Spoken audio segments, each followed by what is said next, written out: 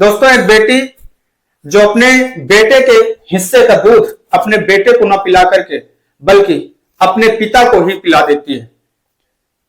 आखिरकार ऐसा वो क्यों करती है, ये जानने के लिए इस कहानी को लास्ट तक जरूर सुने। दोस्तों, ये कहानी बहुत ही इंटरेस्टिंग है। आप लोग जब इस कहानी को लास्ट तक सुनेंगे तो आप लोगों की आंखों में भी आंसू आ जाएंगे। आदाब, नमस्कार, सत श्री अकाल। मैं सागर पटेल। दोस्तों, बस आप लोगों से वही छोटी सी रिक्वेस्ट है, वही छोटी सी विनती है कि अगर आप लोग मेरे इस चैनल पर पहली बार विजिट कर रहे हैं तो मेरे इस चैनल को सब्सक्राइब कर बेल आइकन को जरूर दबाएं। और अगर यह कहानी आपको अच्छी लगे तो इस कहानी को एक लाइक करें। और आप लोग ये कहानी कहां से सुन रहे हैं कमेंट करके हमें जरूर बताएं। दोस्तों, आपके इस स्नेह और प्यार का मैं सदैव आभारी रहूंगा। दोस्तों, ये आज की घटना कतर की है। कतर की एक जेल में एक बूढ़ा व्यक्ति बंद होता है।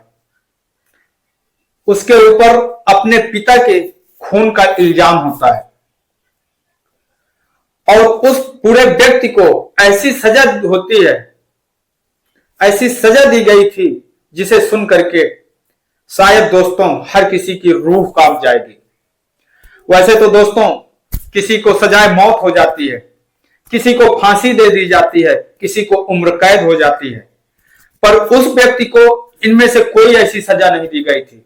उस व्यक्ति को सजा दी गई थी तो यह कि इस व्यक्ति को जब तक जेल में रहेगा जब तक इसकी मौत नहीं हो जाती, और वो भी उसे जब तक वो जिंदा रहेगा न उसे कोई कुछ खाने को देगा और न कोई कुछ पीने को देगा। तड़प तड़प कर ही उसकी मौत हो जाएगी। ऐसी सजा सुन करके सुनने वालों की भी रूह कांप जाती है, क्योंकि दोस्तों जो वहां का कोर्ट था, जो उसके ऊपर चार्जेस लगे थे, वो कुछ इस तरीके से लगाए गए थे कि वो व्यक्ति बहुत ही क्रिमिनल आदमी है, बहुत ही खूंखार आदमी है। एक दिन उसकी बेटी उससे मिलने के लिए जेल में आती है और जब वो जेल में मिलने के लिए जाती है तो जो वहां पर गार्ड लगा होता है, गार्ड उसकी बेटी की तलाशी लेता है कि कहीं वो उसके खाने के लिए तो कुछ लेकर के नहीं आई। और दोस्तों तलाशी इस तरह उसकी ली जाती है, एक आदमी उस लड़की की इस तरीके से तलाशी लेता है कि उसके हर अंग को वो इस तरीके से छूता है, उसके हर अंग को इस तरीके से टटोलता है कि जिसको शायद दोस्तों शब्दों से बयां नहीं किया जा सकता।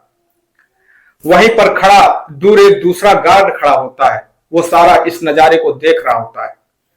वो जब इस नजारे को देखता है तो उस गार्ड को भी उस लड़की के ऊपर तरस आने लगती है और वो गार्ड उसकी तलाशी लेता है। तलाशी लेने के बाद में उस लड़की से कहता है कि ठीक है, आप जा सकती हैं। वो लड़की अपने पिता के पास में जाती है और पिता की बैरक के अंदर जाती है और पिता के पास में कुछ पल के लिए बैठती है और बैठने के बाद में वो रोते हुए उस बैरक से बाहर निकलती है और अपने घर चली जाती है। ये देख करके जो वो गार्ड दूसरा होता है वो अपने उस साथी गार्ड से कहता है कि भाई साहब, शायद ये लड़की इसलिए रोते हुए जा रही है कि आपने इतनी तरीके से, इतनी बुरी तरीके से उसके शरीर को टच किया है, इस तरीके से आपने तलाशी ली है, आखिरकार कोई भी हो उसकी आंखों में आंसू आ जाएंगे। पर जो गार्ड होता है जिसने तलाशी ली थी वो उससे कहता है कि मित्र, ये मेरी मजबूरी है, क्योंकि हमें ऐसे आदेश दिए गए हैं कि इस व्यक्ति के पास में कोई भी खाने वाली चीज नहीं पहुंचनी चाहिए।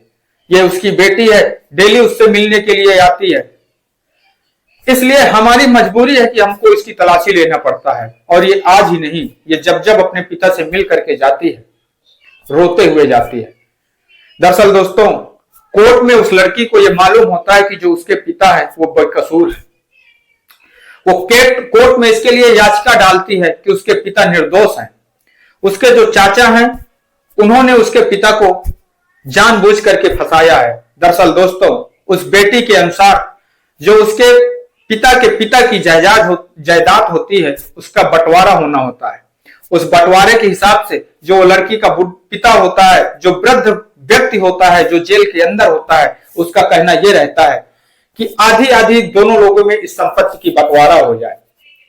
पर जो उसका चाचा होता है, उस लड़की का चाचा होता है, उस व्यक्ति का छोटा भाई होता है, वो ये सोचता है कि यह पूरी जायदाद हमें मिल जाए, और इसलिए वो अपने बड़े भाई पर ही अपने पिता की मौत का अपलोग लगाता है और उसे जेल भिजवा देता है।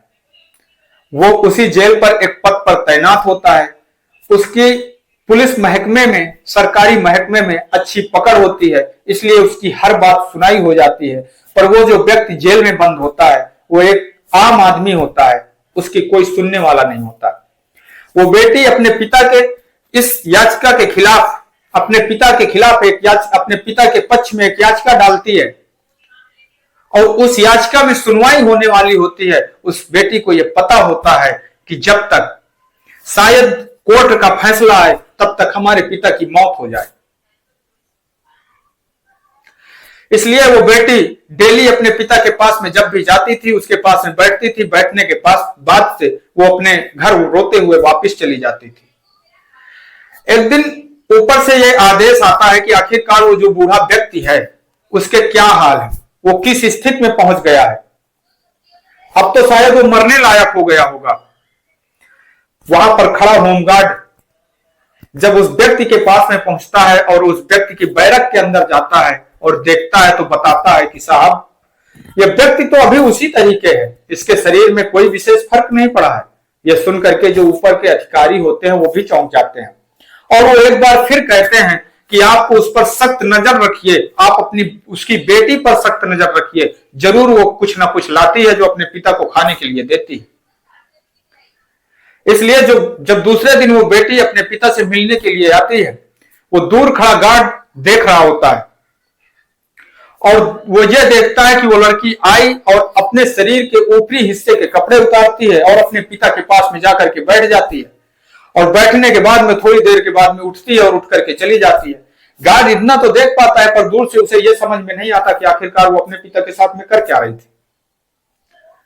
अब यह बात वो अपने ऊपर बताता है कि साहब, इसकी बेटी जो आती है इससे मिलने के लिए, वो अपने कपड़े उतारती है। कपड़े उतारने के बाद में जो ये व्यक्ति है अपनी बेटी से लिपट जाता है।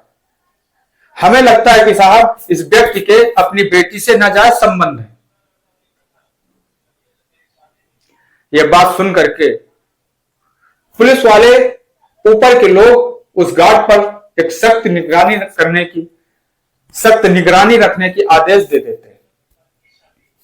एक दिन शाम को व्यक्ति जब अपने बैरक में कम्बल ओढ़कर सो रहा होता है, उसी समय वो गार्ड टहलते टहलते उस बैरक के पास आता है और उस बैरक पर अपना डंडा मारता है, आवाज देता है। जैसे ही वो बुढ़ा व्यक्ति अपना कम्बल हटाता है और हटा करके अपना सर बाहर निकाल के बोलता है कि आखिरकार कौन है, तब वो बोलता है कि क्या कर रहे हो। बोला कि सो रहे हैं। आप लोग तो दिन में भी नहीं सोने देते हो, रात में भी नहीं सोने देते हो, क्या परेशानी है आपको। तब वो गार्ड कहता है कि मैं ये देखना चाहता था कि कहीं आप कम्बल ओढ़ करके अंदर अंदर कुछ खा तो नहीं रहे हो, आपकी बेटी कुछ खाने के लिए तो नहीं लाती है। चलिए ठीक है, सो जाइए। और वो व्यक्ति एक बार फिर अपना कम्बल ओढ़ता है और सो जाता है। दोस्तों, याचिका पर सुनवाई होती है।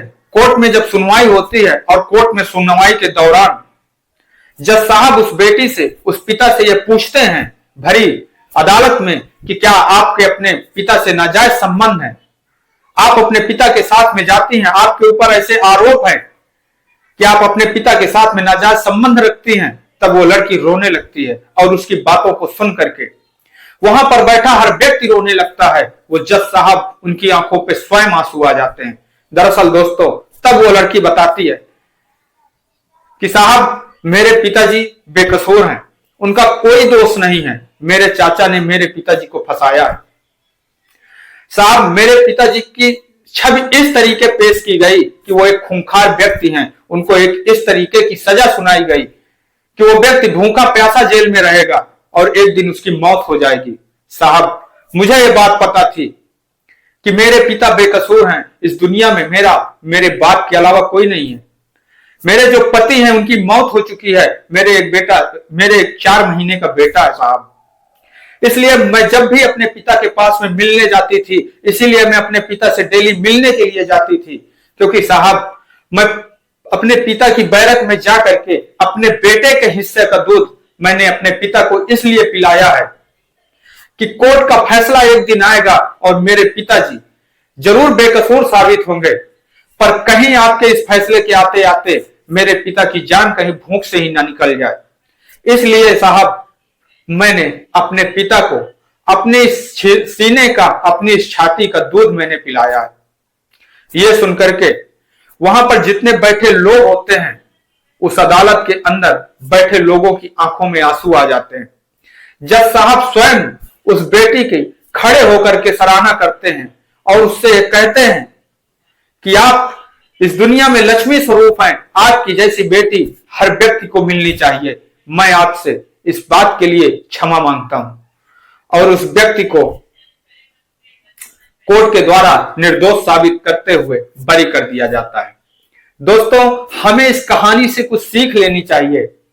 इस कहानी को सुनाने का उद्देश्य किसी को ठेस पहुंचाना नहीं है, किसी को दुख पहुंचाना नहीं है, बल्कि हमें इससे कुछ सीख लेना है, कुछ सबक लेना है। मैं आपका दोस्त सागर पटेल इन्हीं शब्दों के साथ में आपसे विदा लेंगे। कल फिर मिलेंगे किसी एक नई कहानी के साथ में। तब तक के लिए नमस्कार, जय हिंद, जय भारत।